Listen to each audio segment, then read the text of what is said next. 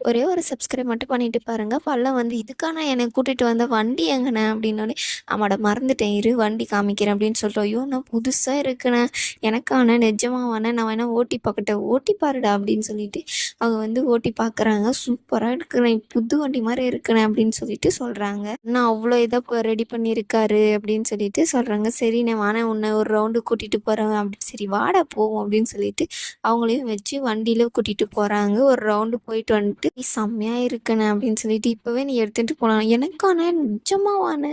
அப்படின்னு சொல்லும்போது, "ஆமாடா உனக்காக தான் எடுத்துட்டு போ" அப்படின்றாங்க. "கரெக்டான டைம்ல எனக்கு வண்டிக்கு வாங்கி குடுத்துருக்கண்ணே. வண்டி தேவை. அதனால தான் நான் எடுத்துட்டு போறேன். எனக்கு ரொம்ப சந்தோஷண்ணே" அப்படின்னு சொல்லிட்டு அந்த வண்டிய எடுத்துட்டு போய் பாத்தீங்கன்னா, ஃபர்ஸ்ட்டு வந்து நிலா கிட்ட காமிக்கிறாங்க. "அண்ணி வண்டி எப்படி இருக்கு?" "சூப்பரா இருக்குடா" அப்படின்னு சொல்லிட்டு, "வாங்க ஒரு ரவுண்டு போவோம்." சரி வாடா போலாம் அப்படின்னு சொல்லிட்டு அவங்களும் ஒரு ரவுண்டு ஸ்மூத்தா போய் வந்து இறங்குறாங்க. அதுக்கப்புறம் சூப்பரா இருக்கு வண்டி அப்படின்னு சொல்லிட்டு, புது வண்டி மாரி இருக்குல்ல. இனிமே உங்க வண்டிக்கு என் வண்டிக்கும் தான் இதே காம்படிஷனே அப்படின்னு சொல்லிட்டு சொல்றாங்க. சரிடா மெதுவா போ. இந்த வண்டி ஸ்பீடா போகாதுன்னு தெரியும். ஆனா மெதுவா போ, சேஃபா போ அப்படின்னு சொல்லிட்டு சொல்றாங்க. சரி அண்ணி அப்படின்னு சொல்லிட்டு நான் கிளம்புறேன். அங்கேருந்து அவங்களும் கிளம்பி போயிருவாங்க.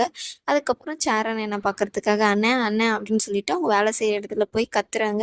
என்னடா என்ன புது வண்டியா அப்படின்னு. அதான் அண்ணன் சொல்லுச்சுல்லண்ணே அந்த வண்டி தான் அப்படின்னு சொல்லிட்டு, உக்காருண்ணே ஒரு வண்டி ஒரு ரவுண்ட் போவோம் அப்படின்னு சொல்லிட்டு அவரையும் உட்கார வச்சு, சூப்பராக இருக்குடா வண்டி நல்லா இருக்குடா அப்படின்னு சொல்லிட்டு அவரும் நீ ஓட்டுனே அப்படின்னு சொல்லிட்டு கொடுத்துட்டு அவங்களும் ஓட்ட வைக்கிறாங்க.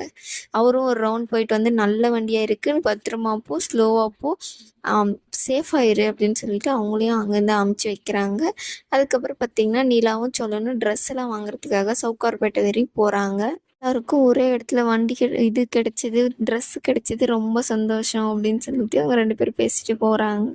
"பாத்தியா நான் எவ்வளோ நல்ல கடையா உனக்கு சூஸ் பண்ணி குடுத்துருக்கேன்" அப்படின்னு சொல்லிட்டு, "இப்போ நான் அவார்டு வேணா உனக்கு குடுக்கலாமா?" அப்படின்றாங்க. "அதெல்லாம் ஒண்ணும் வேணாம் நீலா, அந்த ட்ரெஸ்ஸில அண்ணன் செம்மையா இருக்கும். நார்த் இந்தியன் மாரியே இருக்கும்" அப்படின்னு சொல்லிட்டு சொல்றாங்க. "அண்ணன் ஹைட்டா இருக்கிறதுக்கு, அழகா இருக்கிறதுக்கு சூப்பரா இருக்கு. அண்ணன் எந்த ட்ரெஸ் போட்டாலும் அழகா தான் இருக்கும்" அப்படின்னு சொல்லிட்டு நிலாவும் சொல்லிட்டு போறாங்க. ஆனா ரொம்ப டூ மச்சா இல்ல, நார்த் இந்தியன் இதுக்கு நம்பளுக்கெல்லாம் அந்த மாரி ட்ரெஸ்ஸு போடுறது எனக்கு பிடிக்கவே இல்ல அப்படின்றாங்க. அந்த ஊர்ல அப்படிதான் நிலா போடணும். இப்ப நம்ப ஊர்ல நம்ப கல்யாணம் பண்ண போறோம் இல்லையா? அவங்க அப்பா, அம்மாவுக்கு வந்து வேஷ்டி ஷர்ட்டு புடவ கட்டி விட்டுருவேன். என்னது புடவ கட்டி விடுறீங்களா? ஐயோ! வேஷ்டி ஷர்ட்டு புடவ வாங்கி குடுத்துடலான்னு சொன்னேன். உன்கிட்ட நீ கொஞ்சம் பார்த்து தான் பேசணும் போல அப்படின்னு சொல்லிட்டு அவர் வந்து பேசிட்டும் போயின்னே இருக்காரு. இன்னொரு பொண்ணு வரப்போகுது. இதே மாரி நம்ம ஃபேமிலி இருக்குமா நிலா? அப்படின்னு சொல்லிட்டு கேட்கும்போது, என்ன மாரியெல்லாம் யாருமே அட்ஜஸ்ட் பண்ணி இருக்கவே மாட்டாங்கங்க அப்படின்னு சொல்லிட்டு சொல்றாங்க. நீ என்ன சொல்ற நீலா? உன்ன மாதிரி அட்ஜஸ்ட் பண்ணி நீ ரொம்ப அழுத்தி சொல்றியே அப்படின்றாங்க. ஆமா, என்ன மாரி யாராலயுமே அட்ஜஸ்ட் பண்ணி இருக்கவே முடியாது அப்படின்னு சொல்லிட்டு அவங்க வந்து பேசிட்டு போறாங்க. ஆமா, ஆமா உன்ன மாரி யாராலயும் அட்ஜஸ்ட் பண்ணி இருக்க முடியாது தான் அப்படின்னு சொல்லிட்டு அவங்கள கலாய்ப்பாங்க. அந்த உன்னெல்லாம் எனக்கு பிடிக்காது. எனக்கு அந்த வீடு தான் பிடிக்கும். அப்படி இப்படின்னு பேசுனியே. இப்ப நான் அட்ஜஸ்ட் பண்ணி இருக்கேன்னு சொல்லிட்டு சொல்றேன். அப்படின்னு சொல்லிட்டு கோவம் வந்துரும் நிலாக்கு. கோவப்படாத ப்ளீஸ். நான் உன்கிட்ட அப்படி சொல்லல. Sorry, sorry. ப்ளீஸ் என்கிட்ட பேசாம இருக்காத. பேசு. சோளம் வந்து கெஞ்சி கெஞ்சி நிலாவும் வந்து பேச வச்சிடுறாங்க. அவங்களும் பேசிட்டு சத்தியம் பண்ணு நிலா இந்த மாதிரியெல்லாம் பண்ணாத இனிமே.